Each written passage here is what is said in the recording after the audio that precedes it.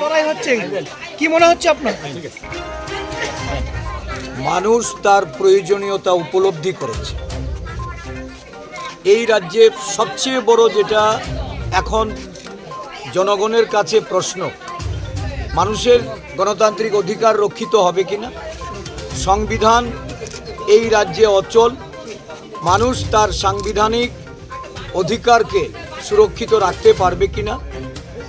মতাদর্শ আজকে একটা জায়গায় এসে সীমাবদ্ধ হয়েছে যে জনতার যে অধিকার, জনতার যে মৌলিক বিষয়গুলি, এইগুলি এই রাজ্যে বর্তমান শাসনে শাসক দল এটা যেমন তারা কেড়ে নিয়েছে, শুধু সাংবিধানিক অধিকারই নয়, জননিরাপত্তা, জনগণের সুযোগ সুবিধা সব ক্ষেত্রেই একটা স্বৈরাচারী শাসক হিসাবে তারা পরিগণিত হয়েছে।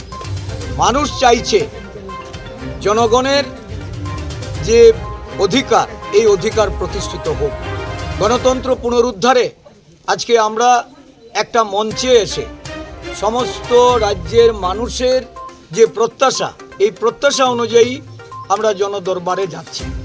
জনতার রায় যেন ঠিকভাবে সঠিকভাবে প্রতিফলিত হয়, কারণ বিগত দিনের অভিজ্ঞতা মানুষের এই রাজ্যে বিজেপি শাসিত যখন শাসন ব্যবস্থা চালু হয়েছে, দেখা গেছে যে গণতান্ত্রিক অধিকারই শুধু নয়, মানুষের ভোটাধিকার, মানুষের সমস্ত যে জীবনযাপনের ক্ষেত্রে একটা বড় অন্তরায় হয়ে উঠেছে সুশাসন নামক যে এই তাদের যে প্রবাদটি, এটিকে তারা জনগণের কাছে দুঃশাসন কুশাসনে পরিণত করেছে।